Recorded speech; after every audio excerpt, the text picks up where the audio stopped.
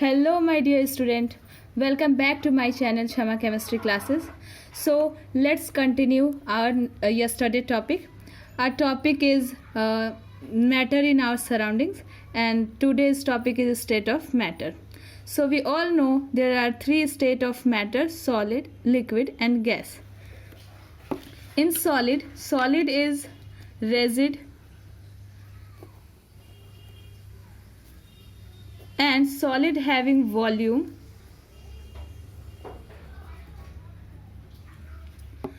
Solid जो होता है वो हमारा ठोस होता है, क्योंकि हमने कल पढ़ा था कि इसके जो पार्टिकल होते हैं वो बहुत ही पास होते हैं, उनमें अट्रैक्शन होता है, इसलिए वो रेजिड होते हैं.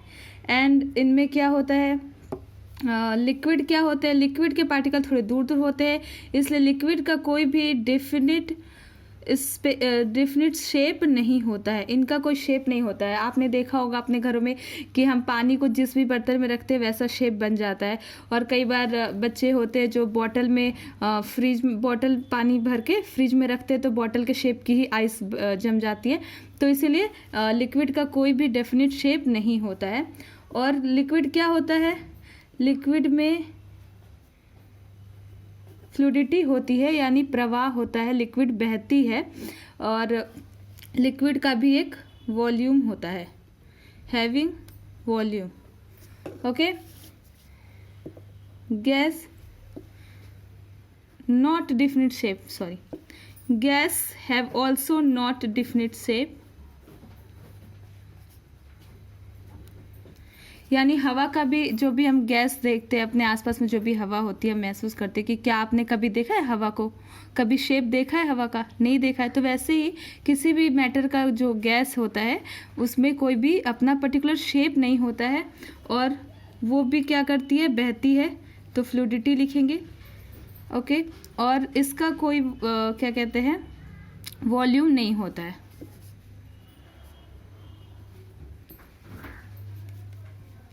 और दूसरी बात हम थोड़ा देखना चाहेंगे कि सॉलिड जो होता है ना, उसको जब हम कंप्रेस करेंगे यानी प्रेस करके दबाने की कोशिश करेंगे तो उसके पार्टिकल बहुत पास है, तो उनमें जो लचीलापन होता है ना वो नहीं होता है. तो वो क्या होते हैं, इनकम्प्रेसिबल होते हैं. इनकम्प्रेसिबल यानी कि कंप्रेस नहीं होते हैं. और जो लिक्विड होते हैं वो थोड़े से मतलब कंप्रेस हो जाते हैं सम टाइम, तो इसको हम बोल देते हैं कि लो कंप्रेसिबल. एंड गैस जो होते हैं ऑब्वियसली वो भी, क्योंकि उनके मॉलिक्यूल दूर दूर हैं तो वो भी कंप्रेस, लेकिन उनको हम ऐसा कंसीडर नहीं करते हैं. एंड अब हम बात करेंगे change of state of matter के बारे में. ठीक है, change of state of matter.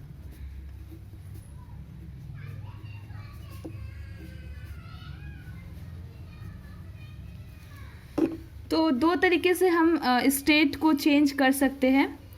पहला तो होता है बाय चेंजिंग टेम्परेचर.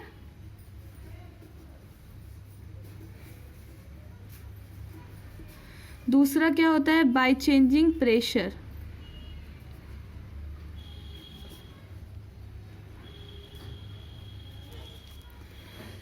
तो स्टेट क्या क्या होते हैं, सॉलिड, लिक्विड एंड गैस. तो हम सॉलिड से लिक्विड में एंड लिक्विड से गैस में एंड वाइस वर्सा हम इसको चेंज कर सकते हैं, एक दूसरे में इंटरचेंज कर सकते हैं बाय चेंजिंग टेम्परेचर. तो फर्स्ट ऑफ ऑल हम देखेंगे बाय चेंजिंग टेम्परेचर. तो by changing temperature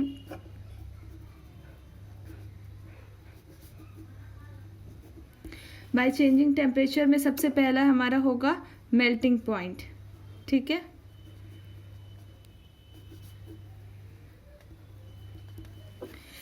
melting point हम देखेंगे आइस का.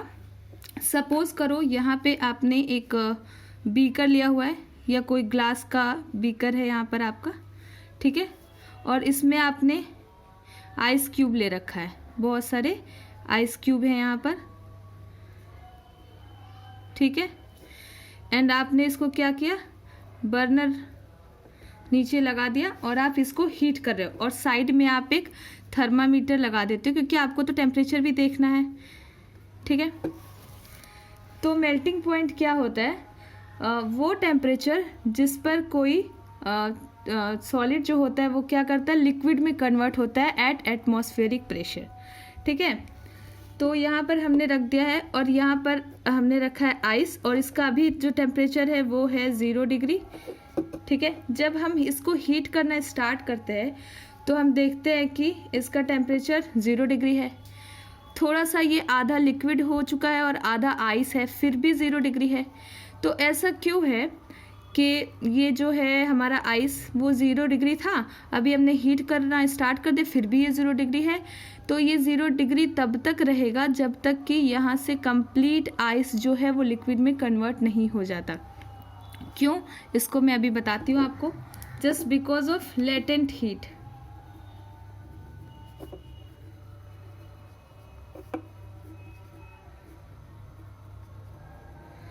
क्योंकि जो भी हम टेम्परेचर दे रहे हैं इसको, जब हम इसको हीट कर रहे हैं तो इसका जो टेम्परेचर है ना वो आइस को लिक्विड में बदलने में ही इन्वॉल्व हो जा रहा है, इसलिए इसका टेम्परेचर इंक्रीज नहीं कर पा रहा है।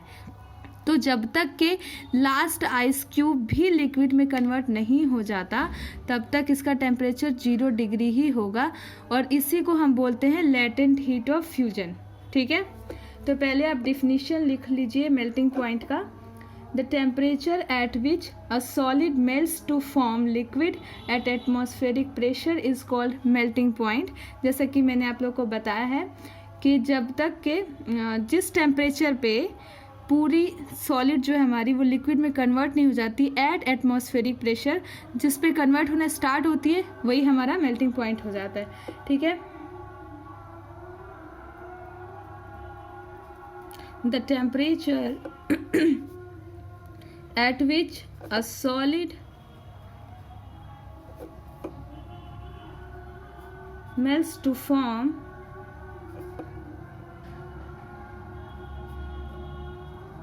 liquid at atmospheric pressure is called melting point, okay। अब लेटेंट हीट ऑफ फ्यूजन की बात कर लेते हैं। लेटेंट हीट ऑफ फ्यूजन का डिफिनीशन क्या होगा? The amount of heat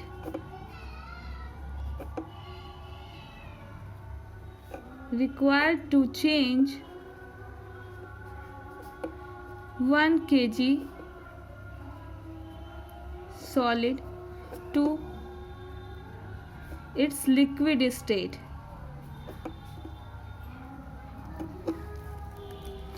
next क्या है?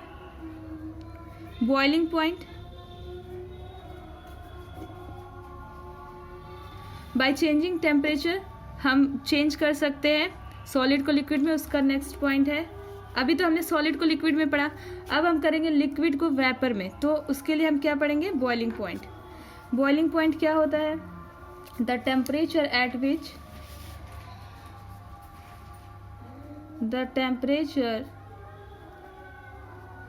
विच a liquid boils to form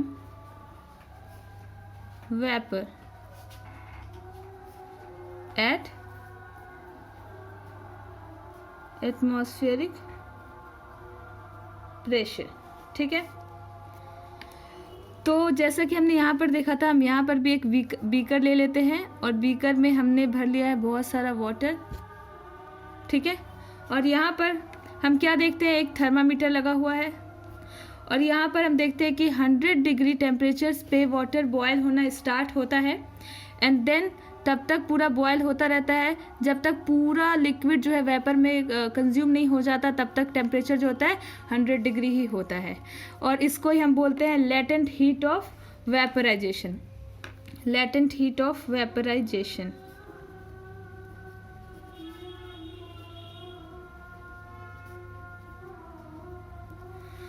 तो मैंने आपको बता दिया कि लेटेंट हीट ऑफ वेपराइजेशन क्या होता है। कल हम इसको अच्छे से एक्सप्लेन करेंगे अपने नेक्स्ट लेक्चर में। तब तक के लिए आप लोग चैनल को सब्सक्राइब कर दीजिए और बने रहिए मेरे चैनल पे। नेक्स्ट लेक्चर आपको जल्दी मिलेगा। Thank you so much.